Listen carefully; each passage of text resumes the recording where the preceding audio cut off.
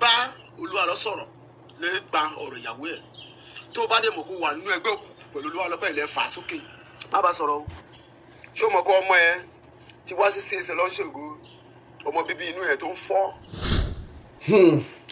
lórí ọ̀rọ̀ OLU ALO tó ń lọ lọ́wọ́lọ́wọ́ nípa wuyewuye pé kì í ṣe general public nìkan ló ń béèrè ìyàwó OLU ALO pẹ̀lú àwọn ọmọ. ìyá Iyabo fúnra wọn, ẹ̀gbọ́n Iyabo, ọ̀nkú Iyabo, àwọn gan-an kọ́kọ́ gbé ìgbésẹ̀ pé àwọn gbọ́dọ̀ rí ọmọ àwọn.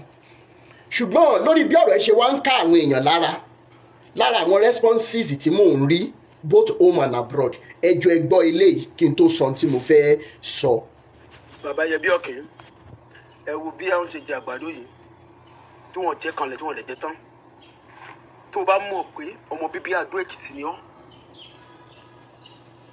bá OLU ALO sọ̀rọ̀ nípa ọ̀rọ̀ ìyàwó ẹ̀ tó bá dé mọ̀ kó wà nínú ẹgbẹ́ òkùnkùn pẹ̀lú Olúwa lọ́pẹ́ ilẹ̀ fà sókè má bá sọ̀rọ̀ o ṣé o mọ̀ kó ọmọ ẹ ti wá sí ṣèṣe lọ́ṣẹ̀gò ọmọ bíbí inú ẹ̀ tó ń fọ́ kákiri nígbà ìsọjí ìgbà táwa kan rí nínú CAC pé kì í ṣe olótọ̀yàn ó tètè fà jáde ó mórin jìnnà ẹ̀yẹ bí ọ̀kìn bá OLU ALO sọ̀rọ̀ ó wà lára àwọn tó ń pọ̀ OLU ALO torí pé mo jọ́ ọmọ Èkìtì mo fi sọ̀rọ̀ yìí fún ẹ ẹ̀yẹ bí ọ̀kìn tá a bá ti rí ìyàwó OLU ALO tọmọtọmọ OLU ALO wọ gà o chọ́ọ̀chì ẹ̀ tó wà lọ́pọ̀sí NNPC adólọ́nà ìwòròkó ó máa jẹ́ chọ́ọ̀chì àkọ́kọ́ láìsí ogun láìsí ọ̀tẹ̀ tó máa jó balẹ̀ ẹ̀yin gangan fúnra yín gan ẹyẹ bí ọ̀kín tó bá wá sáré tá a bá rí ẹ̀wọ̀n náà wọ̀n á sọ̀kúta lu ẹni ó ká ju pure water lu ẹ Ondo State ò ṣe ń wọ̀ fún OLU ALO o Ọ̀ṣun ò ṣe ń wọ̀ fún Ọ̀yọ́ ò ṣe ń wọ̀ fún Ògùn ò ṣe ń wọ̀ fún Èkó gan pàápàá bóyá City of Jesus àbí Jesus City náà ń pè é tó bá yá á mọ̀ pé ó ṣe ń lọ kábíyèsí Olúfàkì of Ìfàkìlán kábíyèsí Olúdó of Ìdólàn ẹ jọ̀ọ́ ẹ pé OLU ALO ẹ̀yin méjèèjì kẹ bá OLU ALO sọ tó lọ́lọ́ bá ti gbọ́ fire on the mountain á jẹ́ pé OLU ALO ṣẹ́ òṣó ní tí ò bá ti dá ilé ó ṣẹ́ òṣó ó fi ọmọ bíbí ìlú Ìfàkì ó fi ṣẹ́ òṣó ìpè àpọ́sù Ayọ̀ Babalọ́lá kò ní sùn. tọ́ ọ̀rọ̀ lẹ gbọ́ lẹ́nu ẹni tó sọ̀rọ̀ yìí ṣùgbọ́n tí Rotimi Daniels Foundation fẹ́ ṣe ni wípé láti sọ fún àwọn ènìyàn wa wípé ilẹ̀ Nàìjíríà jẹ́ ibi tí a sì ti ń bọ̀wọ̀ fún òfin. mo wá ń bẹ̀ wá mò ń rọ̀ wá ẹ jọ̀ọ́ nítorí Ọlọ́run nítorí Elédùmarè ẹ má jẹ́ ká fi fa òfin sí ọwọ́ ara wa. níbi tí ọ̀rọ̀ ìgbé dé báyìí ó yẹ kẹ́ ẹ mọ̀ wípé àwa náà kì í ṣe wèrè tó dẹ̀ jẹ́ wípé gbogbo àwọn tó ti ń sọ wípé ẹ fọwọ́ fún mi ẹ fọwọ́ fún ó yẹ kí wọ́n mọ̀ wípé èèyàn kan kulekú gírì lọ gbé àwọn ìgbésẹ̀ kọ̀ọ̀kan gbogbo nǹkan ló létò nítorí ìdí èyí ńkọ́ ẹ jọ̀ọ́ ẹ má ṣinú bí ẹ má sùn nǹkan kan ẹ má lẹ́kọ̀ọ́ mọ́ ẹnìkan kan ẹ má fa ẹnìkan kan láṣọ torí wípé àwùjọ àwọn ọmọlúàbí ni Rotimi Daniels Foundation ń tà dẹ́ ń ṣe ni wípé ká lo ọ̀nà tó tọ́ àti tó yẹ láti fi gba ẹ̀tọ́ ẹnikẹ́ni tá a bá fọwọ́ rẹ̀ jẹ ní àwùjọ ká fi gbà fún ẹni bẹ́ẹ̀. nítorí ìdí èyí ńkọ́ a mọ̀ gbé jáde ní bí ọjọ́ kan bí ọjọ́ méjì gbogbo ìgbésẹ̀ tá a ti gbé ibi tá a dé tí ìjọba náà máa mọ̀ wípé ọ̀rọ̀ yìí kì í ṣe nǹkan tán máa kí gbá kan bọ̀ kan nínú lórí ọ̀rọ̀ OLU ALO. lẹ́ẹ̀kan sí Rotimi Daniels Foundation will never authorize anybody to go and burn property, to go and fight, or to go and create chaos. No, that is not what we represent. We are a peace-loving people, despite the fact that we try to purchase we try to get justice for victims of whosoever in the society. That being said, we are pleading that nobody should embark on burning property or fighting anybody. No, we are pleading so that we allow the justice, the hand of law, to take its course on this matter. And of course, all the evidences are there. So, ntí mò ń sọ ni wípé a fẹ́rù nǹkan bẹ́ẹ̀ yẹn ẹ jọ̀ọ́ nítorí Ọlọ́run. Mo dẹ̀ mọ̀ wípé Elédùmarè á bá wa yanjú ọ̀rọ̀ yìí.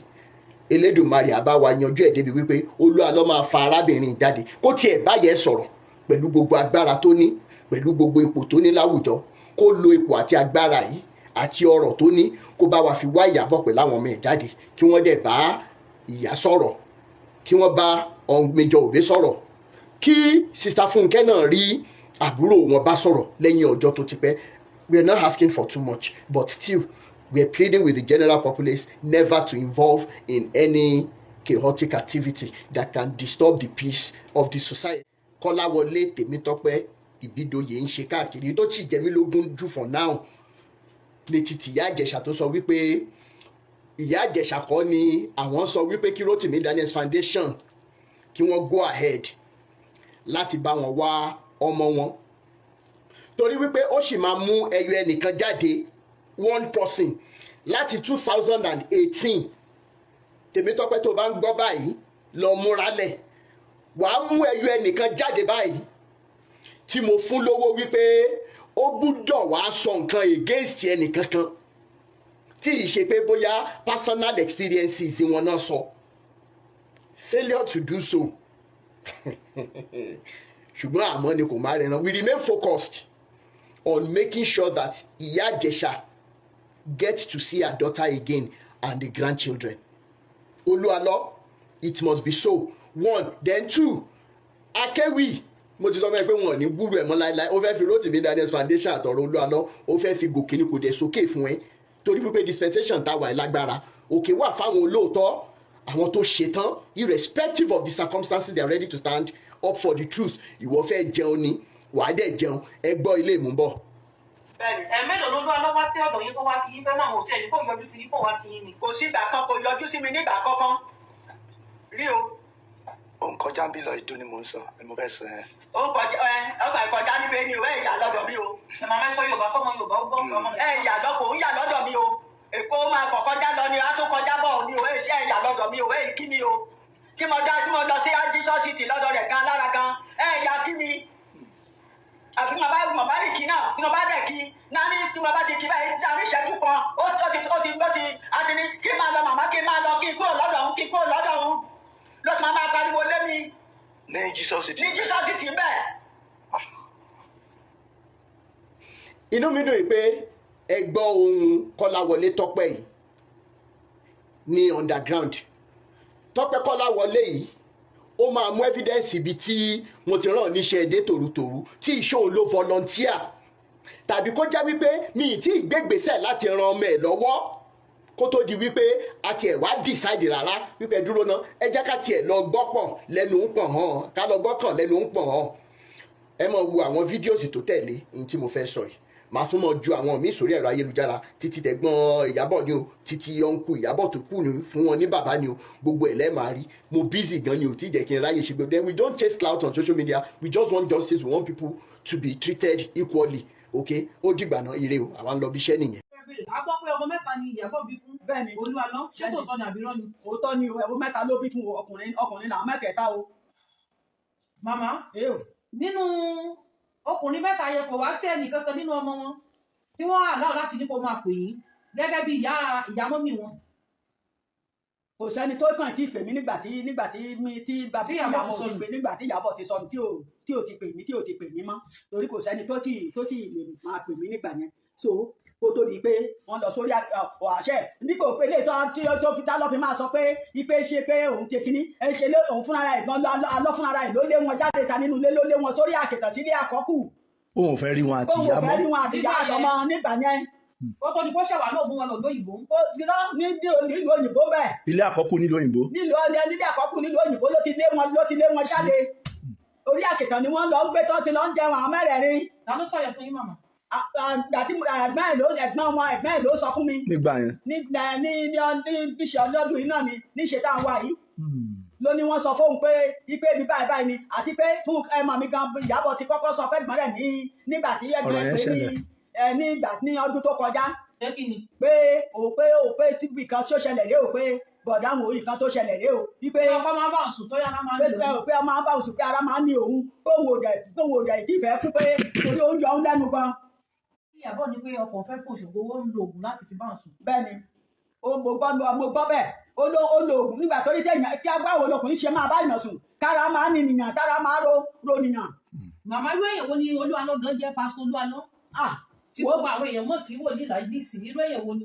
ènìyàn burúkú ni o ènìyàn burúkú ni o ènìyàn burúkú ayé òun ọ̀run ọlẹ́dàá mi á dẹ̀ ṣèdájọ́ fún orí mi á ṣèdájọ́ fún o ẹlẹ́dàá mi orí mi á ṣèdájọ́ fún àfi tó bá jẹ́ pé mo bá lo ọdún méjì pẹ̀lú ẹ̀ ẹlẹ́dàá mi á ṣèdájọ́ fún ní kíní ní gbogbo nǹkan tó fowó ọmọ tó bá mọ̀ mi sì tó fowó rẹ̀ ṣe ẹlẹ́dàá mi á gbọ́ gbogbo ẹ̀ sọ́nù. fọ́tò ẹ̀yìn àti ọmọ yín àti Olú Alọ kọ́ lélẹ̀ ni. ọmọ mi àti ọmọ mi lọ́kọ méjì. màmá pẹ̀lú ìrònú tẹ́ tún rò kí ló dé tẹ́ tún gbé fọ́tò ẹ̀ sí orí fóònù. ó ti lórí fóònù mi gan lùgbè kan ọmọ mi fi lọ. tó ti bọ́mọ yín lọ. lọ sí ìlú òyìnbó. tó ti bọ́mọ yín lọ ni àbí ọmọ yín ló lọ ni. tó ti mọ́mọ́ mi lọ sí ìlú òyìnbó. bẹ́ẹ̀ ló ti lórí fóònù mi o. òun mo fi ṣe òun mo gbé sórí fóònù mi o láti gbẹ o. ẹ wá gbé síbẹ̀ láti ní kẹ́lẹ́ máa rọ ọmọ yín. kí n lè máa rọ́jú ọmọ mi kí n lè máa rí òun ni mo ṣe gbé síbẹ̀ o. ẹni tá a bá béèrè ọmọ yín kí lẹ Olú Alọ ń ṣe. ọmọ abínú ni. pé kí ni. pé mo ń béèrè rẹ̀ pé mi ò kàn ní èkìní jákòó sí mi pé ṣé ìbéèrè ọ̀rọ̀ ìbéèrè ló ń wá ṣe níbi ni àbí ṣe mo ní ṣé kò yẹ kí ló ọmọ mi kọ́ ẹ ní tó wà bí ni lẹ́nu ṣé kò yẹ ni. bó ṣe bí ìyàwó tí bàbá bí ìyàwó ṣé kò yẹ ni ṣé kò yẹ kó wà níbí lọ́jọ́ ìní. àbí ìgbà tí bàbá ọkọ mi kú ṣé mi ò wá ni àbí ìgbà tí ìyá ọkọ mi kú ṣé mi ò sí láyé ṣé mi ò wá ni àbí báwo ni a ti ṣe ń ṣerú ìyẹn lẹ́yìn ènìyàn. Ibo ni Olú Alọ ń gbé gọgọgọgọ tó ń gbé ṣé Nàìjíríà ni àbókè òkun tó ń gbé.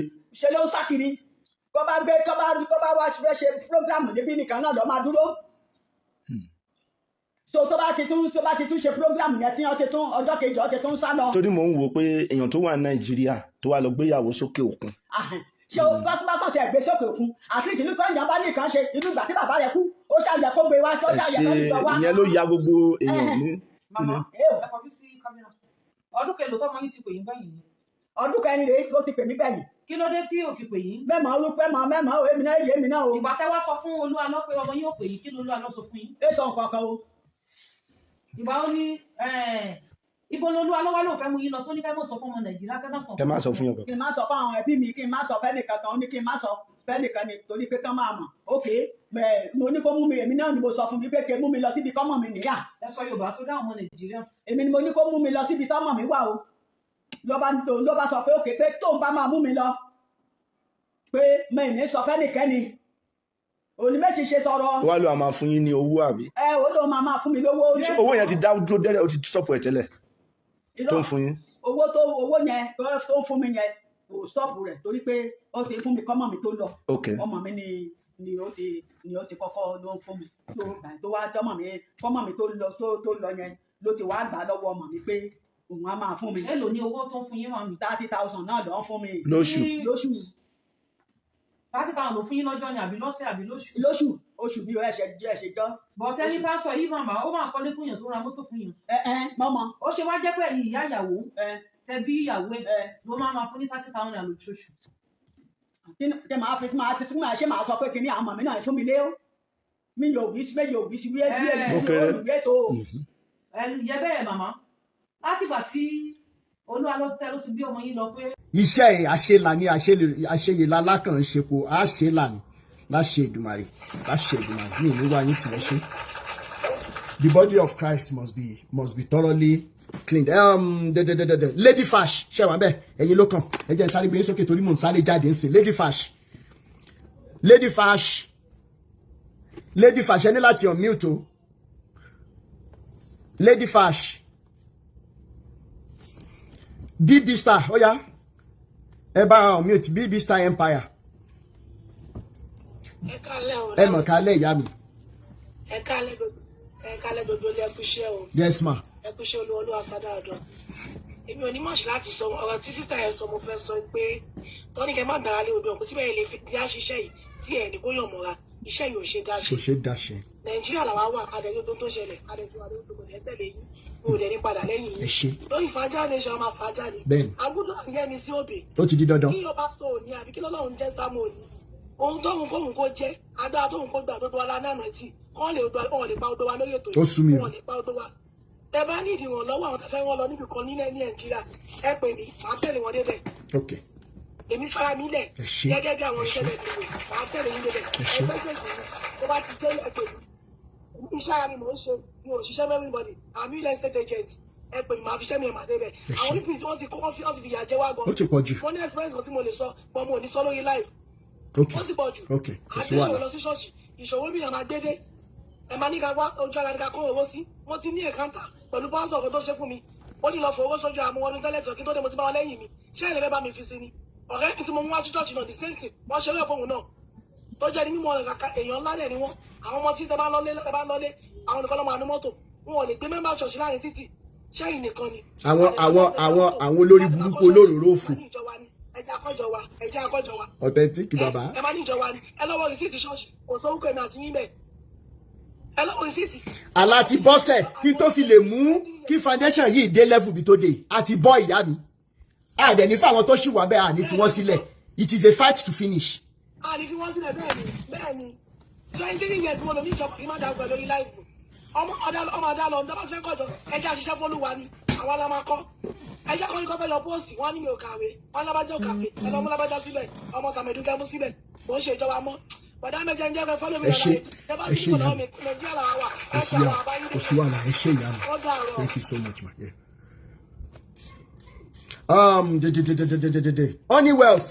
Honeywealth semolina ni bàbá ṣe rántí semolina yẹn Honeywealth ẹ bá wà on mute Honeywealth luxury ṣe wà ń bẹ Honeywealth torí mò ń jáde o Gbénga nation ṣe wà ń bẹ Gbénga nation ẹ bá mi on mute Gbénga nation ṣe wà ń bẹ Rock of Ages ṣe wà ń bẹ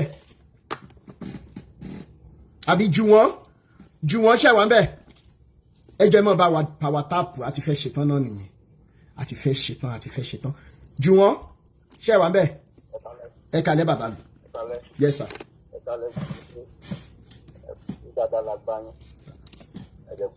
Yes sir. Àmín. Ẹni tí bá fẹ́ dá ọwọ́ ètò ìdúró lágbára Ọlọ́run ẹni ò ní lójú láyé ìdádúró. Mr. Rotimi Daniel. Yes sir. Ẹ kú iṣẹ́ lẹ́ẹ̀kan. Yes sir.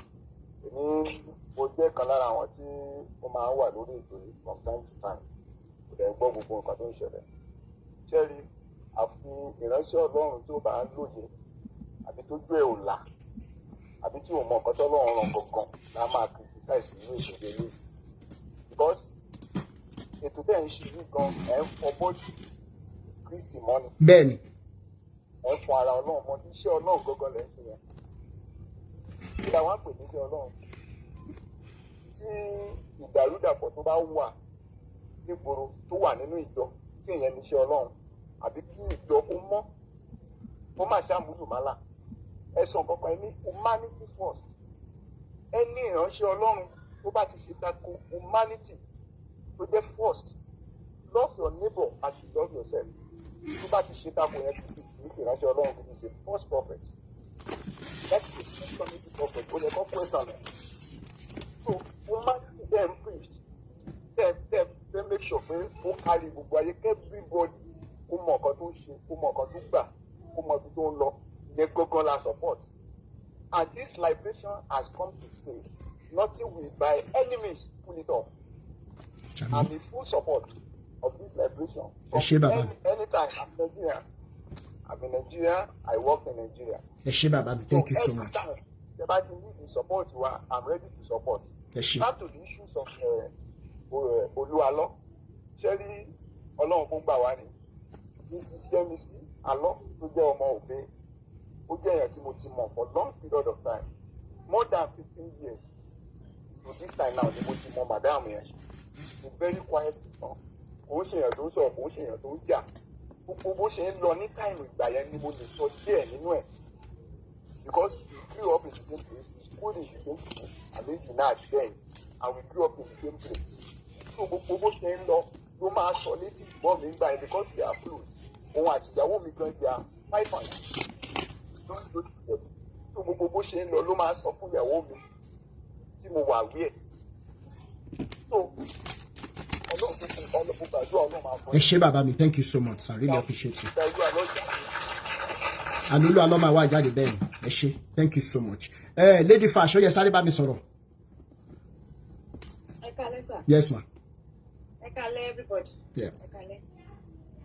Jerry, first thing tí mo fẹ́ sọ níbí báyìí ni wípé ìwé tí wọ́n ṣe ń kó gbogbo wa pọ̀ yẹn gbogbo wa okay. Because it's not everybody that is coward. Ṣáwa tá a wà lábúrọ̀dì náà, àwa tá a wà lábúrọ̀dì náà ṣé ìkan náà kọ́ ni wá ni. Àbẹ́ẹ̀ láwọn pastors yẹn náà lábúrọ̀dì tó nítorí pé mi ti gbé kéèsì wọn jáde. Bẹ́ẹ̀ni. Àmì àwọn tó wà lábúrọ̀dì àti ọ̀tẹ̀ yẹn pé they are thief, they are fraud. Ẹ ṣe ìyá mi. But wọ́n rí àwọn tó ń sọ̀rọ̀ lórí life yìí sì wọ́n rí àwọn Nàìjíríà gẹ́gẹ́ bí àwọn tí ẹ̀wọ̀n á kó wa pọ̀ pé ó lè. Ẹ má bínú nípa yẹn. A ní ẹ má bínú. Bẹ́ẹ̀ni. Most of time I join your life, but I don't request for quest. You can make a request, but I follow everything back to back. Online, gone many places. Not mama abuse here. I will go there. I will go to that place and blast them. Bẹ́ẹ̀ni ma. Mo máa rí. Ẹ ṣe. I'm not a coward. Ìgbà ẹ ṣe lára àwọn guest tó ń bá yín sọ̀rọ̀ yìí, impostor wà láàrin wọ́n dẹ̀ máa wọlé àti bẹ́ẹ̀ tó jẹ́ pé ọ̀tọ̀ ní nǹkan tó máa sọ lẹ́yìn tó bá ti rí owó báyìí ọ̀tọ̀ ní nǹkan tó máa. Wọn ò tiẹ̀ nídìí láti rówó, ó ní kan tó ń jẹ́ Ṣìkẹ́mi tí mo rí kọ́mẹ́ǹtì ẹ̀ níbi tí wọ́n ti bú mi, ó lọ sọ̀pọ̀tì wọn bẹ̀, ó lórí burúkú àṣírí ẹ̀ tó bá ti wá ń ṣe live, wọn á máa rí kọ́mẹ́ǹtì ẹ̀ bí ìgbà tó epo ń sọ̀pọ̀tì mi kò mọ̀ pé mo máa ń rí un ló jẹ́ kí n gbé eré lé ní ìpín yẹn dẹ̀ ti mú bẹ́ẹ̀ ni. Ẹ ṣe. Wọ́n lọ́ wọn wá ní wọ́n máa join life yẹn. I bet this with you. Bàbá tẹ̀ ń sọ̀rọ̀ nípa èyí torí mi ò gba yín bẹ̀rẹ̀ life yẹn. I was in the middle of meeting. So mi ò lè jọ ìbẹ̀ mú wọn. Mo ti lọ wo profile bàbá yẹn lórí Facebook mo dẹ̀ rí gbogbo bó ṣe ń ṣe wọ̀nàwọ̀nà tó wà sùn wèrè káàkiri ìgboro. Èmi náà ti rí pé eléyìí ó dà bó ní mental issue. Ó ti ní mental issue. Àwọn DSS tó nà wọ́n ti lu nǹkan sí lọ́pọlọ. Bàbá yẹn tẹ̀ ń sọ̀rọ̀ fún ara yìí ó lè wà lórí bí. Ó wà lórí Facebook bá ṣe bẹ̀rẹ̀ ó bá wa bẹ̀rẹ̀ Kọ́láwọlé Ìbíjọbí Paul Kọ́láwọlé lórúkọ ẹ̀ ó bá wa bẹ̀rẹ̀ program àwọn èèyàn máa ṣe gbé síta ẹ má wọrí máa gbé síta. So ẹ ṣe. ẹ jọ nítorí Ọlọ́run Andy, I so much love you and I love what you are doing. Ẹ ṣe mà. Di ọjọ́ tí mo ti bá post tí mo ti bá yín pàdé tí mo ti rí wípé somebody like this can come out, I followed you immediately. Ẹ ṣe gbogbo àwọn sàkámà jẹ irọ́ òṣì tí gbogbo wọn pa káàkiri ó ti sún everybody. Bẹ́ẹ̀ni. We are tired. Bẹ́ẹ̀ni. Ẹ lọ́wọ́ nǹkan tí Ọlọ́run ọjọ́ sọ nípa ní Bible sọ nípa wealthy people. Ó sọ a lot of things nípa àwọn wealthy people. Gbogbo wọn ló dẹ̀ wà wealthy. So ìfúnná wa ń lọ. Bẹ́ẹ̀ni. Kí lè ń kọ́ kí ni nǹkan tá à ń sọ? They are all wealthy. Bẹ́ẹ̀ni. So where are they going to? They are going nowhere. Àwọn àṣírí dáadáa. So èmi ò bá ìgbé òun ra idea pastor mi o, I don't buy any pastor like that. Ẹ ṣe ìyá mi, thank you so much. Ó ti ṣẹlẹ̀ sí mi rí. Kì í ṣe nǹkan tí mo lè máa fi gbogbo tí mo lè máa sọ. So ẹjọ́ torí Ọlọ́run ẹ má jẹ́ ká máa kó gbogbo wa pọ̀. Ẹ ṣe. We still have a very good people. I personally mo mọra mi, I'm very honest and I'm down to earth. Bẹ́ẹ̀ni. In anything I do. So ẹjọ́ torí Ọlọ́run. Thank you. We love what you are. Ẹ ṣe ẹ jọ gbogbo ẹ̀yin tí mo gbé wá sókè ẹ jẹ́ ká ṣe brief 2 minutes kí n lè sáré jáde lọ síbi tí mo fẹ́ lọ. Gbẹ̀ngà Nation ṣe wà ń bẹ̀ sà ẹ bá mi on mute. Gbẹ̀ngà Nation ṣe wà ń bẹ̀. Grace no Modúpẹ́ Karim. Ok àti ń gbọ́ yín sà ẹ dúró sísá Modúpẹ́ wọ́n ti on mute ó yá. Yes sir. Yes sir. Eléyìí fà ti ṣe rí gbogbo ìgbà tẹ́ tí ń ṣe gbogbo kínní náà ṣẹ́ni àwọn kan wà tó yẹ pé wọ́n tiẹ̀ wọ́n gbá tí ń rárá o. Bẹ́ẹ̀ni. wọ́n wá sápamọ́ sábẹ́ umbrella ni o. gbogbo wọn làṣí wọ́n dẹ̀ máa túlẹ̀ kankan. Àmín. Agbára Ọlọ́run because ṣẹ́ni nǹkan tẹ́ ẹ̀ ṣe yìí I swear to God in fact wọ́n gbàdúrà kílẹ̀ mọ́ báyìí o. Bẹ́ẹ̀ni wọ́n gbàdúrà kílẹ̀ mọ́ kí n dìde Ọlọ́run jù wọ́n lọ ni. wọ́n try ni wọn kò lè work. Bẹ́ẹ̀ni. Kò lè work because èmi àti àwọn kan àtijọ́ kú rẹpẹtẹ lórí TikTok yìí wọn lọ́wọ́ pásítọ̀ ṣẹ́rí àwọn pásítọ̀ yẹn amrọ̀bà ló pọ̀ jù nínú wọn o ṣe bá ń gbọ́ confam amrọ̀bà in fact àwọn gbọ́ngàn ló yẹ kán lọ fèsì wọn sẹ́yìn kán lọ pọ̀yìn wọn ságbà. Bẹ́ẹ̀ni. But let's dig low. Ẹ ṣe bàbá mi àní dákẹ́ no going back. Ọlọ́run tiẹ̀ ní jẹ́ kọ́wọ́ yín ò ní rí ilẹ̀. Àmín. Ọlọ́run á dẹ̀ máa fún yín ṣe. Àmín. Because a lot of people wọ́n ṣe àwọn nǹkan tẹ̀ ń ṣe most of them wọ́n ti pa wọ́n dànù for one reason or the other. Ẹ ṣé bàbá mi thank you so much. Ẹ ṣé ìdúmọ̀ rẹ̀ ẹ ṣé thank you so much. Ó yé mi.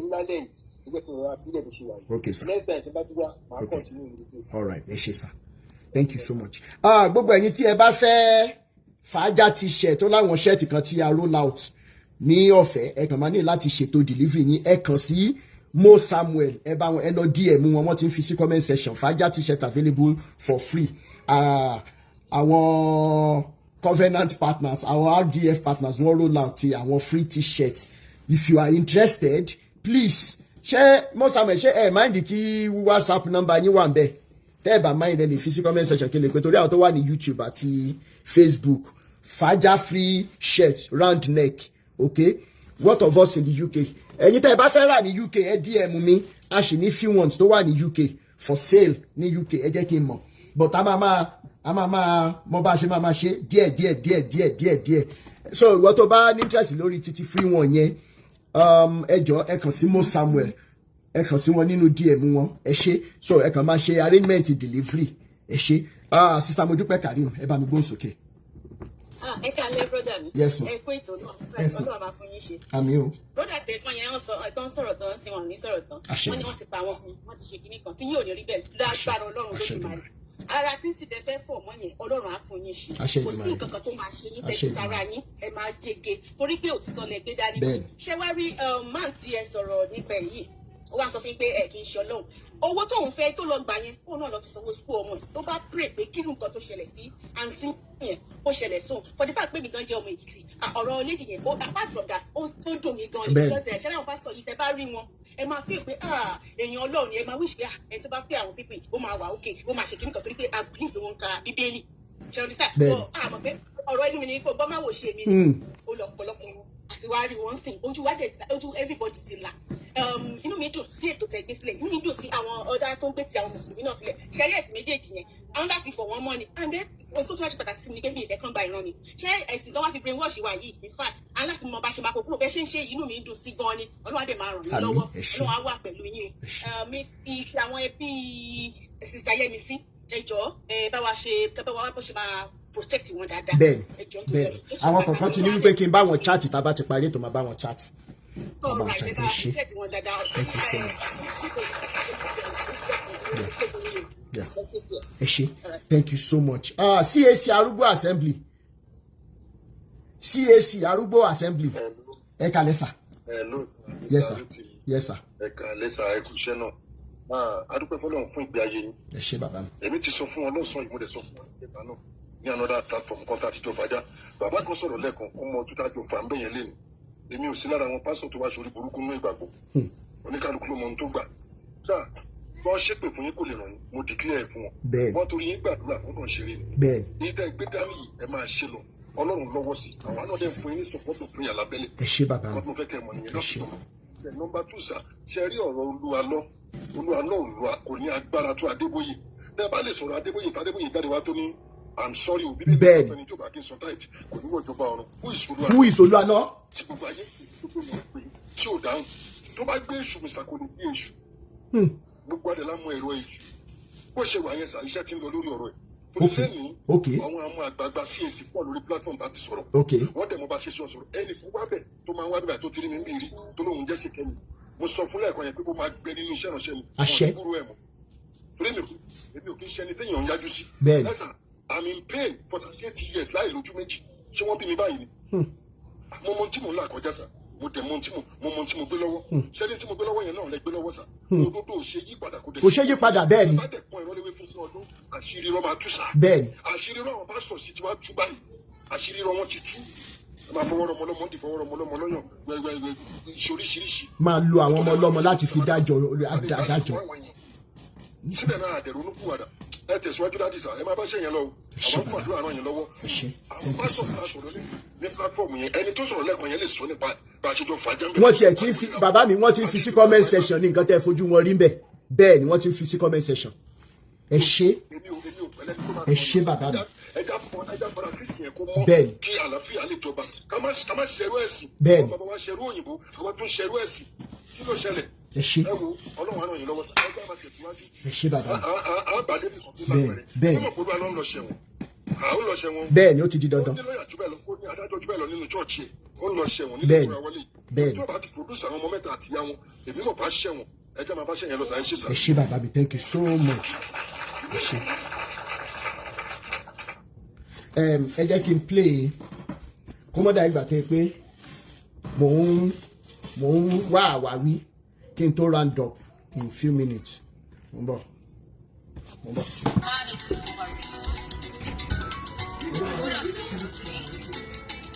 Rotimi Daniel's Foundation for Peace. Rotimi Daniel's Foundation for Equity. Ọlọ́gbọ̀ ọmọ ni Rotimi Daniel's. Alálùbáríkà wọn ni Rotimi Daniel's Foundation for Peace. Aláìjú àwọn Daniel's Foundation for Equity. For Equity. Ọlọ́gbọ̀ ọmọ ni Daniel's. Alálùbáríkà wọn ni One battalion. Kọ́láwọlé Tèmítáyọ̀ Paul aláyébàjẹ́ èkejì olórí burúkú ó ní gbogbo àwọn voice note ẹ ló kún bíbà ṣé o ti rí olórí burúkú ààrẹ onígbèrè tí kò mọ̀ jẹ́ ọ̀rọ̀ ṣùgbọ́n tí ẹ̀ ń ti kinní kan lẹ́yìn sọ English ó ní ṣoríire tí ìbá yẹ pé bóyá àánú ọmọ yẹn tó ṣe mí orí ọmọ yẹn ló yẹ kí n sọ fún ẹ pé o ti máa bẹ̀rẹ̀ ìbànújẹ́ níwò lórí burúkú àṣírí rádaràdà yìí olùsì oúnjẹkújẹ alájẹ ìmọ̀bíra mi balọ̀ alájẹfẹ́ ẹnu nílẹ̀ orẹ́sìn ẹ lóde omi ẹran àtẹ̀jẹ àtẹ̀gùn Elédùmarè ti fi bẹ̀rẹ̀ sí ní fi díẹ̀ àfi tó o bá jẹ epo mi tó o jẹ yọ̀ mi ló yà kù. jẹ́ kí n ṣe ó ń dáná cha àṣẹ gbogbo ẹ̀ náà lélẹ̀ lẹ́yìn ìgbà tó dalẹ̀ tó ṣe tán ó wá ní mo rẹ́dí o àti màmá yín ṣiṣẹ́ tó ti bọ́ńgẹ̀ mo rẹ́dí àná sáà ni mo lọ ta mẹgáfóònù mi ńlá yẹn spíkà ẹnìkan ló ràn mí ló fún mi lówó yẹn kí n fi jẹun mo wá lọ fi ra 90,000 ni mo lọ fi ra dídí ń pa mí bẹ́ẹ̀ tí nǹkan tó ṣe. ebi yẹn ló máa pa ẹ́ kú ebi ló ń pa mọ́nàmọ́ná kú Tèmítáyọ̀ Kọ́láwọlé ebi ló ń pa mọ́nàmọ́ná ebi yẹn ló máa pàrọ̀dínrìn ẹ̀ kú ó ní ṣoríire. tí mo ní mo tún fẹ́ sọ fún yín tí mo ní okùn mi ìyẹn ni ó lì sí nǹkan tí mo fi lọ tà tí mo fi sọ pé ṣọ́ọ̀ṣì is a scam mo sọ pé mi lọ ṣọ́ọ̀ṣì mọ́ bí mo ṣe ń bá yín sọ̀rọ̀ ẹ̀ sá bí sọ nǹkan tí ṣọ́ọ̀ṣì yẹn náà ṣe fún mi lọ ṣọ́ọ̀ṣì mọ́. o tún lọ jáde ní ṣọ́ọ̀ṣì wọ́n lé ẹ olùsì. lọ sí skul mọ́ and bó ṣe wà yẹn sá máa yẹn nípa ọ̀rọ̀ tó ṣẹlẹ̀ nígbà yẹn tó fi ní kí wọ́n mọ ọmọ yẹn ló fi ti pọ́ ọmọ yẹn ò lọ sí skul mọ́ jẹ́ pé bàtọ̀ ọmọ yẹn ṣe mọ́ aṣáájọ ń rìn kiri ìgbà méjì tí bá ti lọ wá sí màmá jọ lọ débi pé a tún ṣàǹsùn káàkiri tí ó sì. o ò dẹ̀ ní yé sùn káàkiri Kọ́láwọlé ó ṣẹ̀ṣẹ̀ bẹ̀rẹ̀ ni. ṣé ọmọ olúwa pé ṣé bàbá ó sanwó skul ẹ̀ kéde kan bẹ̀ẹ̀ àwọn yẹn ń bìlíìfù nǹkan táwọn bá sọ fún wọn àfi nǹkan táwọn yẹn bá sọ ara kàjọ gbogbo nǹkan táwọn sọ yẹn náà bí pé wọ́n ti gbé wọ́ọ̀ṣì wọn náà ní gbogbo ẹ̀ bẹ̀dẹ̀ mi ti bọ́ǹ tèmi o Olódùmarè máa sọdá sanwó àfọwọ́ ẹ káàárọ̀ sá ẹ ṣègùn sá ẹ ṣé mo dúpẹ́ Olódùmarè àdúgbò máa tì yín lẹ́yìn o gbogbo ìpéjọpọ̀ ìpéjọpọ̀ àwọn ìka tí wọ́n pera wọn níránṣẹ́ Ọlọ́run lórí ayé yín Olódùmarè máa sọdá sanwó àfọwọ́ ara wọn ṣera wọn gbogbo àwọn orí tẹ̀ ń tú sílẹ̀ tẹ̀ ń là lójú tẹ̀ ń yọwọ́ kúrò lóko ẹrú kò ní jẹ́ kípa wọn káyìn o Olódùmarè àdẹ́túbọ̀ máa fún yín ṣe a máa ràn yín lọ́wọ́ sá ẹ wo mo.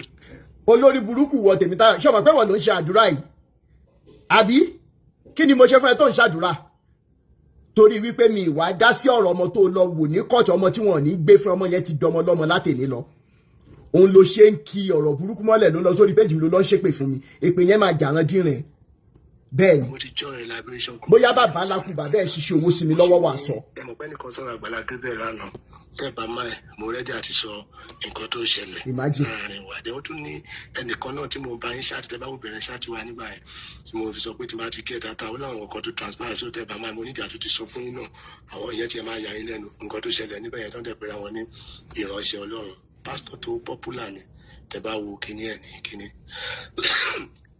ẹ jẹ́ yín tẹ́ wà lórí Facebook ẹ lè máa ṣí profile bọ̀bọ̀ yẹn lójú ẹsẹ̀ Kọ́láwọlé Tèmítáyọ̀ Paul ẹ máa ṣí profile ẹ̀ ó ní another profile náà tó ń jẹ́ kinní kan jọ bí ẹ máa ṣí kẹ́ ẹ máa wo profile ẹ̀.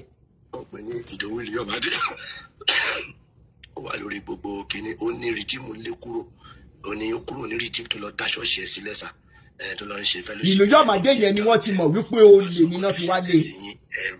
ẹ̀rù ọlọ́run máa bá yín pé sáwọn eléyìí náà ṣé wọ́n tiẹ̀ ní woman sympathy. olórí burúkú ẹlẹ́wọ̀n tó yẹ kí wọ́n jẹ́ kó kú sẹ́wọ̀n. Olódùmarè á máa fún yín ṣe sá. Ó lágbára sá, ó lágbára, ó lẹ́tíkẹ́ ẹ sá. Ìgbà wọlé máa jẹ́ kí gbogbo èèyàn kan tó gbọ́ lè báyìí, ìgbà wọlé máa tún jẹ́ kó gbọ́. Ṣé rí bẹ́ẹ̀ yẹn tó bí yẹn ó dàbẹ̀ ní kí mo máa ń gbórúkọ yẹn níbẹ̀ tó máa àṣẹrí aláṣírí wọn ti tú sẹ́ẹ̀. Ṣé rí fàájà gidi lélẹ́yìí. Mo wà pẹ̀lú yín o, any garden information tí n bá ti rí bóyá ibi tí mo la ibi tí mo dé àbí tí mo ilé social media máa jẹ́ kẹ́ gbọ́ ní sá. Àtàwọn tó kù ó ní nǹkan kan tí mo fẹ́ sọ fún yín. Ẹ wo Olú Alọ yẹn sì kí ló dùn mí lọ́rọ̀ ẹ̀ ni wípé ìwọ tí òkè wà ló ti fẹ́ràn wọn lọ́wọ́ gbogbo ayé àti gbogbo kẹ́ntì wà pẹ̀lú bí tó pàdé ẹ̀ gan. Kò ní ẹ̀bà bìlífù ẹ̀ má rò pé ó fẹ́ fọgbọ́n gbowó lọ́wọ́ àbúfẹ́ fọgbọ́n tún lu jìbìtì ni. Kò ní bìlífù pé kò tẹ́ kí ẹ pẹ̀lú nǹkan tó ń sọ lórí social media. So gbogbo nǹkan yẹn sábà dìbò gẹ́gẹ́ jẹ́ kó bá pariwo wọn síta. Àmọ́ ìtúnṣe stop going to jẹun kí mo sọ fún yín mo ti ta megaphone mi ò lọ. kì í ṣe megaphone nìkan ló máa ta yìí tó kù nígbèsí ayé rádaràdà tó wáyé oṣù máa tà tí wàá fi jẹun. ẹkúṣẹ́ náà sá ẹkúṣẹ́ sá òkè èèyàn tó lè yan Ọlọ́run sá òkè wọ́n pè ẹ́ wọ́n sọ fún ẹ pé ẹni báyìí pé nǹkan bí àmúti ẹ̀ ṣe nǹkan báyìí ó dẹ̀bi lọ́wọ́ bíbélì jẹ́ sọ wípé tẹ́lẹ̀ ń gbé ó ní nídìí olóòótọ́ méjì la máa ti fìdí òdodo múlẹ̀. Ìwọ́dẹ̀ gbẹ́jọ́ lẹ́nu pásítọ̀ ẹ̀ òdẹ̀ títí pàṣẹ ọ̀dà that means pé mi wà relevant. Ìkà ni wọ́n sá ìkà ni wọ́n sá Olódùmarè àtúbọ̀ máa fún yín ṣe ní ojú òní tí yín láéláé o. Ní wálẹ̀ láṣẹ Elédùmarè. Ilé ìgbẹ́ ẹni tán inú mi máa dùn inú mi dùn fún kọ̀tà arábìnrin yẹn sọ inú mi dùn. Ẹ mójú ogun kò ní sọ bí ẹ bá lè ṣe máa ń sọ. Ẹ jẹ́ kọ́ńtà fojú kó sọ̀rọ̀ sí gbogbo àgbáyé ẹ wá fẹ̀mí ẹ̀kọ́ Ọlọ́run tó bá ti sọ. Àwọn kan ò ní fẹ́ ṣe bẹ́ẹ̀ nǹkan kan ò ní fẹ́ ṣe nǹkan kan ò ní ṣe torí ìsìn yẹn gan ló máa bẹ́tà. Ẹ pé there are some people tó yẹ pé bí erébé wọn mọ̀ sábẹ́ wọn mọ̀ sọ màá. Ẹ jẹ́ kó jáde tán ló bá ti jáde tán yẹn àṣírí tútọ́ nìyẹn sá. Ẹ ti wá fi ẹ̀mí ẹ̀kọ́ Ọlọ́run gbogbo àgbáyé náà àti mọ̀ tí ó ti bẹ́ẹ̀ sá ó máa bẹ́tà bẹ́ẹ̀ yẹn. Ẹ kú iṣẹ́ náà sá nípa wọn níbẹ̀ a lè fídíò yín kan tí wọ́n ní Mr. Bayo tọ́jọ́ Olú Alọ. ó ṣàwùjọ wèrè yẹn káàkiri ní bàbá yóò mọ̀ pé mo níṣẹ́ tí mo ṣe ṣá onírọ́ wa ló máa ń lẹ́lẹ́rìí òun wà lọ́rùn. Ẹ wo rìsíìtì tó send fún títí skul ọmọ ẹ̀ àwọn rìsíìtì yẹn lélẹ̀ ṣé ti rí skul mẹ́rin ọ̀tọ̀ọ̀tọ̀ ó lélẹ̀ ṣé ti rí ó rèé onírọ́ ló máa ń lẹ́lẹ́rìí òun wà lọ́rùn. Mi ìmọ̀ bàbá lákù bàbá olórí burúkú ìrí o ó ní ẹ̀yin tẹ́ wà lórí Facebook ó rèé òun lélẹ̀ gbogbo rìsíìtì ló wà lọ́wọ́ ọmọ Samuel tí gbogbo ẹni sẹ́ndẹ̀ ni mò ń sẹ́ndẹ̀ sàn pé àjọ máa forí lu orí kí n lè mọ tí mo fẹ́ ṣe lórí ọ̀rọ̀ bọ̀bọ̀ yìí ṣé mi ní tí mo fẹ́ fowó ṣe ṣùgbọ́n àwa máa ń ṣe tá a bá preach níṣẹ́ humanity ló jẹ́ kó ráyè wọlé sí mi lára pé bóyá kìnnìkan kí pé bóyá orí ẹ pé kí pé bóyá orí ẹ pé bẹ́ẹ̀ ni. Ẹ káàárọ̀ sá ẹ ṣe àná sá ẹ ṣe àná Olódùmarè àtúbọ̀ máa kún yín lọ́wọ́ ṣiṣẹ́ o ẹ ò ní jáwọ́ ipá yóò ní ká yín àwọn ọmọ yóò ní yàyàkúyà o wọn ò ní pípa bára nítorí yín àtọmọ o ẹ ṣe mo dúpẹ́ sá o ẹ ṣe ojú ní tìyín ẹ ṣe I really appreciate it sir God bless you sir thank you so much sir get a nice day sir. lẹ́yìn ìgbà tí mo tún send owó sí nìyẹn pé kó fi jẹun o ní wéèrè tó ń bú mi tó ń ṣépè fún mi lórí social media sí yìí o. tọ́lọ́rọ̀ bá gbọ́ kò sí nǹkan tí ìyá aláya ọlọ́rọ̀ fẹ́ ṣe ẹ ṣe mo dúpẹ́ sá ẹ ṣe mo dúpẹ́ ọmọ olórí ojú òní tì yín. Tèmítáyọ̀ ó jẹ́ pé mi ò jẹyọ̀ mi èmi àti ò láṣìírí kan mi ìdẹ̀lẹ̀báyàn láṣìírí mi ní nǹkan àṣírí tí máa ń ṣe olórí burúkú ẹ̀ ṣé ìwọ kọ́ ló sẹ́ndì lé ẹni tó bá rí ẹ tó ń sọ̀rọ̀ lórí social media sí ṣé wọ́n máa rò pé bóyá orí ẹ pé àbáyé ẹ ti bàjẹ́ bó ṣe bàjẹ́ yẹn ẹ mọ̀ pílẹ̀ lọ. ojú òní tí mo ṣẹ̀ṣẹ̀ ń wọlé nísìnyí mo ṣẹ̀ṣẹ̀ dé ni ẹ ṣe mo dúpẹ́ I really appreciate sir mo mi gan ní kí n dúpẹ́ lọ́wọ́ yín o pé mo ṣàlàyé. ó fẹ́ lọ wu ọmọ ní orphanage ibi tọ́mọ wà tó ráyè ẹ bàjẹ́ ò lè dá ọmọ ẹyọ kan tọ́ we have single mothers that are struggling olórí burúkú ẹ ò lè ṣiṣẹ́ ó lè tó ń jà láti àárọ̀ ọjọ́ ayé ẹ ó ti mẹ́ lára débi pé ò lè ṣiṣẹ́ mọ́ àbí single mothers ó wọ́n ń tọ́mọ méjì tọ́mọ mẹ́ta struggling trying to make ends meet àtúwá ní kárán olórí burúkú ẹ lọ́wọ́ gbọ́dọ̀ kan tó fi sọ fún wa ò ní ṣoríire sẹ́ ìbànújẹ́ ti wọ ayé ẹ tí o mọ̀ pé kọ́rọ̀ yẹn má bàjẹ́ bí báyìí ni mi ṣe jẹ́ lóun tó ń sẹ́ni oríṣiríṣi mẹ́sẹ̀jì ìwà máa òun sọ rádaràda lẹ́yìn ìgbà tó yá mo tún wá ní pé you know what let me just let go for this guy but èèyàn mọ́lá whatever ló fi wá sẹ́ndì mẹ́sẹ̀jì tó sún ẹ débi báyìí wá rí pé tí ẹ ti bàjẹ́ báyìí màá ṣe disclaimer yẹn fẹ́ dé pé o ò ní rálà nú mọ́sẹ̀ gbogbo ẹni platform ẹ̀yìn yẹn tí a bá ṣàti send disclaimer yẹn ẹjọ́ torí Ọlọ́run ẹ bá wa jẹ́ kí àwọn èèyàn rí ilé ṣàkólé òun thank you so much mi ní wá yín tì ẹ ṣe gan thank you so much. ẹnu pé ọmọ ọdún mẹ́jọ ó lé kò ń ṣọmọ kékeré náà mọ bẹ́ẹ̀ yẹn ẹ ṣe mo dúpẹ́ sá Ọlọ́run àtúbọ̀ máa fún yín ṣe o àwọn ọmọ bẹ́ẹ̀ ni màá post ẹ̀ Olódùmarè á dìde àná ṣáńkó fọdà ni màá post ẹ̀. mo dúpẹ́ ẹ ṣe ìdẹ́kù iṣẹ́ sá kó àtàrà ẹ̀kọ́ God bless you sá. ṣe rí nọ́mbà yẹn sá mo post kinní kan mo wà ní group kan ló mo wá post hot plate mi mo fẹ́ tà síbẹ̀ so ẹ káàárọ̀ sá aláfíà ni sá ẹ ṣe gbogbo ìgbà lójú òní tìyín o Olódùmarè àtúbọ̀ máa tìyín o Olódùmarè ò ní fi yín sílẹ̀ o. àṣẹ Èdùmàrè ọlọ́fìn àjọ̀dún ẹgbẹ́ ọ̀tá ò ní ká yín. tó nìyẹn. mo post kíni kan recently pé. o tún wá ń disturb èmi tí mo wà níbi iṣẹ́ 12 hours ní o tún wá post o post kúkà kan o fẹ́ ta obìnrin kan wá ń pẹ́ ó gbọ́dọ̀ àbí gbàtẹ́ pé wọ́n ń trace wọ káàkiri lólórí burúkú yìí láṣìírí yìí wọ́n ń trace wọ káàkiri. mo dẹ̀ sọ fún wọn gbà tó sọ mo ní ẹni tí ẹ sọ ìjẹ́ wọn pẹ́ ni ẹ ló sẹ́ǹdì owó sí mi mo tún sẹ́ǹdì àwọn kíní skul tí mo sẹ́ǹsì ẹni kìlọ̀ mo ní ẹni ẹ̀ máa lọ tún ṣe bọ́ mo fi ṣe máa kúrò ń bẹ̀ yẹn oníṣọ́ọ̀ṣì tẹ̀ ló gbé débẹ̀ ẹlẹ́ni kò ń ṣe ìtẹ́lọ́ pé ọmọ èṣù mo ní mo gbà èmi náà fẹ́ dìtọ̀ ọmọ èṣù kájọ máa ṣe mo ní mo gbà wọ́n tún sọ àwọn kan tún invite mi pé kí n wá níjọ́ kínní pé kí n wá ó sẹ́ǹdì owó mọ́tò àwọn tó ń pray fún mi ńgbà kan tí nǹkan kan tó ṣẹlẹ̀ èyí lọ́ọ́ ti ṣáà tí mo fẹ́ sọ fún yín pé kí n wá pé a máa jọ gbàdúrà a máa jọ ṣe ẹni tó ní kí n wá láti kò dùn. mo máa gbé profile ẹ̀ sókè oúnjẹ pásítọ̀ Kọ́láwọlé lórí TikTok yìí. ǹjẹ́ wọn pé mo fẹ́ tó máa padà ó ń béèrè lọ́wọ́ mi pé ṣe bo mọ́tò wà lọ́wọ́ mi reluctant lè ló fi fún mi 2000 owó ilé mi ti fẹ́ expire ó wá ní òkè ó ní kí n máa kó bọ̀ lọ́dọ̀ ó ní máa wà ní àádọ́ tí ń gbàdúrà ó fẹ́ mú mi sí ó ní a máa lọ gba megaphone tí mo ti ta padà mo ti fẹ́ máa lò mí láti fi powó bá ló máa wàásù a máa lọ lò megaphone yẹn kò lè lọ́ra tiẹ̀ ó wá ní kí ní kí n máa bọ̀ lẹ́nu kí n káṣọ mi pé kí n máa bọ̀ ní kọ́lá lẹ́nu. it is well sir ẹ ṣe mo dùn ẹ káàárọ̀ sir ẹ kú iṣẹ́ ìlú sir mo àtijọ́ Wednesday ní. bẹ́ẹ̀ ni mo máa post ẹ̀ ọmọọba Adélẹ́yẹ mo máa post ẹ̀. tí ẹ wò pé kẹ má ti lọ mẹ́sẹ̀gì mi mo pẹ́ lè máa bá mi sọ̀rọ̀ lórí ọ̀rọ̀ sukùl wọn mi ní wíkì so máa ń fi hàn pé kẹ má ti lọ bá mi sọ máa mẹ́sẹ̀gì mi bẹ́ẹ̀ pé kẹ ti máa pè. kẹ ti rí i pé òun fẹ́ lu ara ẹ̀ ló confess pé mo fẹ́ bá òun tọ́jú ọmọ mi ìmọ̀ ọmọ yẹn rí mi ìlẹ̀ rí.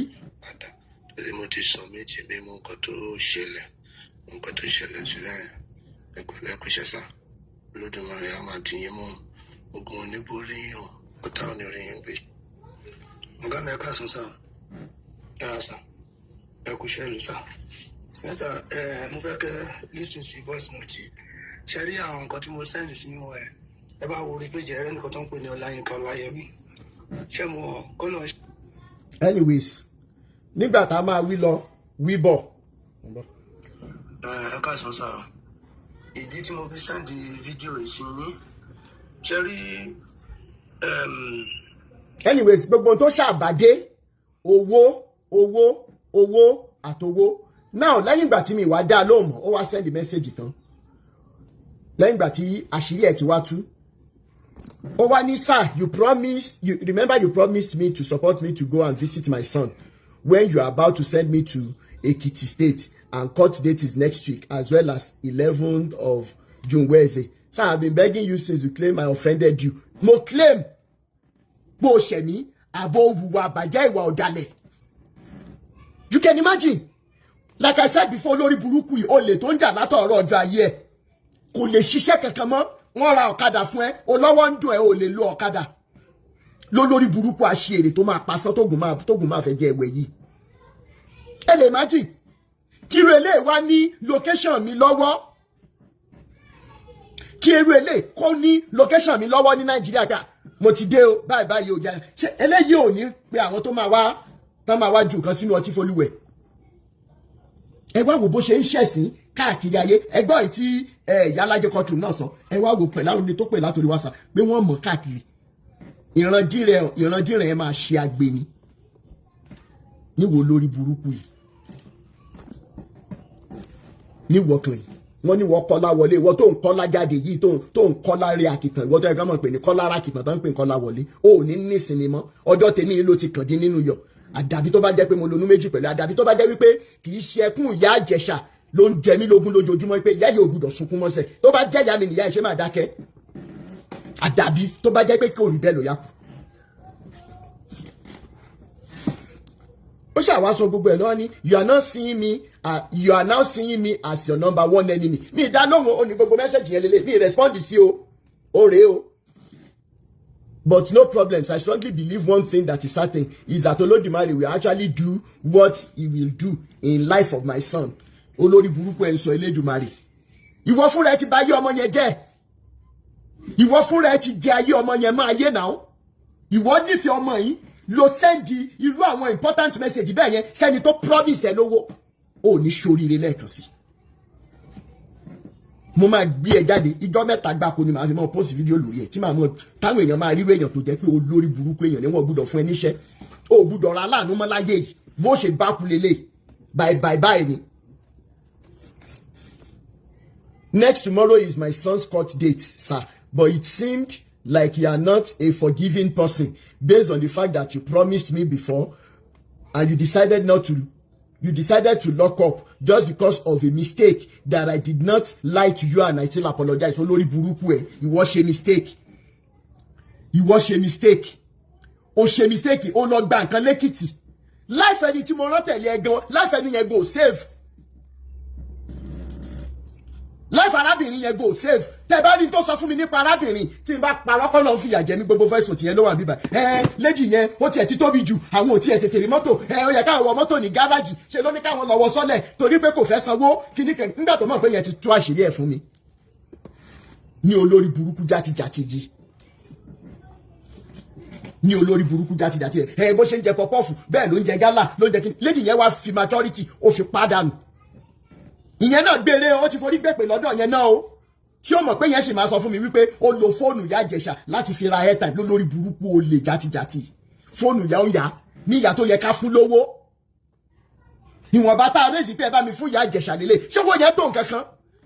Ṣùgbọ́n ẹgbẹ́ tẹ má ṣọwọ́ lọ pẹ̀lú condition tí ìyá yẹn wà níwèé ni ó yá kí ẹ pé mo lówó tó pọ̀ lọ́wọ́. Tagídí ni mo fi rèézì 140,000 tí mo kọ́ sẹ́ndì sí lédi yẹn. Bí wọ́n ṣe débẹ̀ lóní ẹsẹ̀ ìdòwò torí mi ìmọ̀ báwọn ṣe rí. Mo tún sẹ́ndì 50,000. Olórí burúkú yìí mo sẹ́ndì owó sí lọ́tọ̀ tí mi jẹ́ kí lédi yẹn mọ̀. Ní olórí burúkú tó yẹ kí tí ò yẹ kán mọ̀ rí láàrin àwọn èèyàn. Irú ẹ̀ ló wá lórí láyà lórí péjì mi tó ń tó trantoms. Mi sọ fún lédi yẹn wípé mo tún fún lówó lọ́tọ̀ àsọkùnrin pé ó lè fẹ́ jẹjẹkújẹ tó wáyé wá jẹ. Olórí burúkú ẹ̀ ibi tó yẹ kí n ti fura ó nílé dájú òun kan àwọn fẹ́ ta wípé òun ò ní tẹ̀lé lédi yẹn padà ibẹ̀ ló yẹ kí n ti fura ibẹ̀ ló lórí burúkú yìí ti sọ fáwọn bloggers tó taṣẹ́ yẹn fún tí ò fi padà jọ yẹn èmi tún wọ́n sọ wípé in case owó yẹn o wọ́n lè má tó mo tún send owó sí mo tún send another extra money sí. Tẹ́ ẹ bá gbọ́ gbogbo nǹkan tó sọ nípa arábìnrin yẹn ẹni tó yẹ kó kú sẹ́wọ̀n ní bọ̀bọ̀ ìṣẹ́ ẹranko tó dáwò èèyàn bóra ni. Mo máa post ojú ẹ máa post àwọn videos ẹ máa rí kẹ́ bá mi pín káwọn èèyàn lè ṣọ́ra. That is the major purpose of the disclaimers. Àwọn disclaimers videos tí mo fẹ́ ṣe káwọn èèyàn lè ṣe kíni kí wọ́n lè ṣọ́ra fún ni.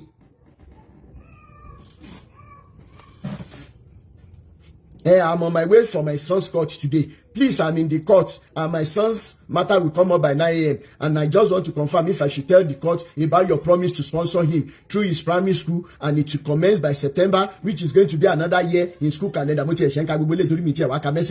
want you to remember that you are not God. Because if you are God, you may not allow rain to fall. I have been messaging you, begging you, yet you will come on your show and be talking that there are some people that claim they want to be part of what you are doing, but they are this and that. Remember, you are the one that promised, and you don't even think of the risk that I took to embark on the journey to OLU ALO town, in which a lot of people knows me very well. Ta ló mọ̀ yàrá yà ẹ́? Mo bèrè ní ọdún mélòó lò lẹ́wọ̀n tán fi mẹ́ ò ní ṣoríire, ò ní rájẹ jẹun mọ́. You have time to read my message, but you will not have time to reply. You are not Olódùmarè, and what God cannot do does not exist. You are saying some people did not have conscience. If you have conscience, you will not read the message I sent to you about my son that you are promising heaven and earth, and yet you did not. Ibo ni mo ti promise any heaven and earth. Kọ́láwọlé, ibo ni mo ti promise ẹni heaven and earth. Lẹ́ẹ̀kan sí o ò ní ṣo tọ́mọ yẹn bá ti bẹ̀rẹ̀ sí ní ṣe oríire o ò ní síbẹ̀ tí wàá fi jẹ́. Títí dùn ọmọ yẹn bá fẹ́ wú ẹ lẹ́nu ìkorò máa bá ayé ẹ̀. Tí ọmọ yẹn bá ti ṣe kíni tó bá bẹ̀rẹ̀ sí ní ṣe oríire sẹ́ àwọn ayé akọ ẹ̀yìn ẹ̀ sí ẹ.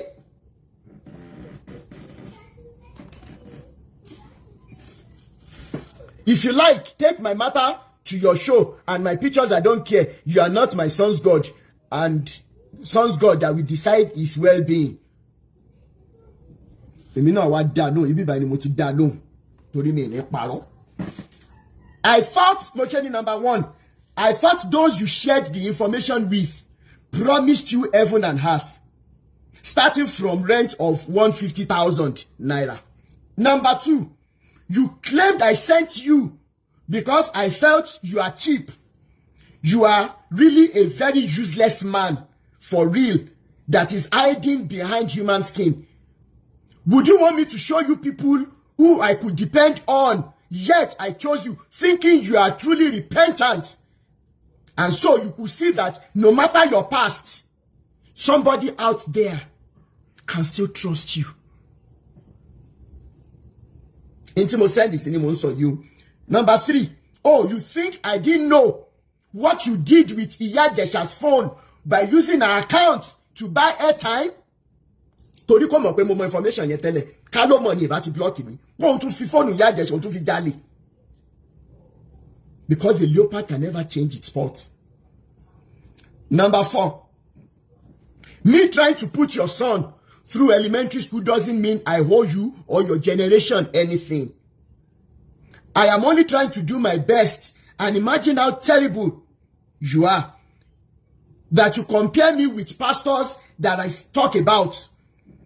The only reason why you will not regret all you just said to me is if I meant evil for wanting to help you. Even out of my own sweat and struggles, never will you meet with any helper again in life for all you just said. When you wake up, it will be in sorrow. When you wander around, the sun will scorch you tirelessly. And when you lay in bed, it will be in pains and agony, except if I wasn't trying to help you and stand up for you. Number 5, and yes, I must bring all of you to the public, every one of you who is looking to make money off an issue that makes an elderly woman weep. Let's see how your own child too will be a source of joy to you. You will later realize you wronged the wrongest of all persons in your life. Mark my words. You should better make plans to go back to the like of OLU ALO, who knows how to deal with your likes. You dared send such rubbish to me. You will never know peace and happiness again in all your life. Mo de sham blocking. Mo shekini, mo sham blocking. Ó wá lọ wo mú number mi kejì. Ó fi send àwọn nǹkan kan síbẹ̀. Mi ti ẹ ṣòkò lọ check ẹ. So now disclaimer. Truth, love, and humanity over religion. Kudos to you, Rotimi Daniel's Foundation for Peace. Rotimi Daniel's Foundation for Equity. Egbe, ní rí jù báyìí lọ ná. Lémi. Wọ́n fún mi ní ìròyìn ayọ̀ kan. Egbe, brother Caesar. Àbí báwo lẹ́sẹ̀ mọ́ ń jó ṣe mọ̀ pé ó skul làwa. Wọ́n fún mi ní ìròyìn ayọ̀ kan sìn, ṣùgbọ́n mi ní tí ìbẹ́. Tó bá fi máa di ọ̀la Friday, ìròyìn ayọ̀ yẹn á kún. Bó tún ṣe máa kún lọ́la iná mi ní tí ìbẹ́. Torí wípé Elédùmarè ló ń ṣe kì í ṣe èèyàn. Kí ni mo sọ? Gbogbo àwọn tẹ́lẹ̀dùmarè máa wá lò fún wa. Ẹ̀yin àpòkó wà láìbẹ̀ gà mí lọ́rùn. Tí mo jẹ láàárọ̀ ẹni máa pọ̀ sí yín lọ́wọ́. Eléyìí tó wà lọ́mí mi yìí mi ní sọ nísìn. Ẹ mọ̀ wọ̀lé ẹ ṣì máa mọ̀. Ìròyìn ayọ̀ ńlá ni. Ìròyìn ayọ̀ ńlá gbà ni. Ìròyìn ayọ̀ ńlá gbà ni. Kò yé yín. And gbogbo àwọn tẹ́lẹ̀dùmarè máa wá lò fún wa lórí ọ̀rọ̀ yìí. Títí dé òkè. Wọn ò ní já wọn tó máa gbàbọ̀dè lágbára Èdùmàrè. Ó máa jẹ́ kéèsì kan tó máa restore confidence àwọn ọmọ Nàìjíríà nínú ìjọba. Ó ní tí mo rí tí mo fi sọ bẹ́ẹ̀ ní ìròyìn ayọ̀ ọ̀yọ́lá ni àdèmá láyọ̀délẹ̀ lórí ọ̀rọ̀ tá à ń sọ yìí bẹ́ẹ̀ ni mi ní sọ jù bẹ́ẹ̀ lọ.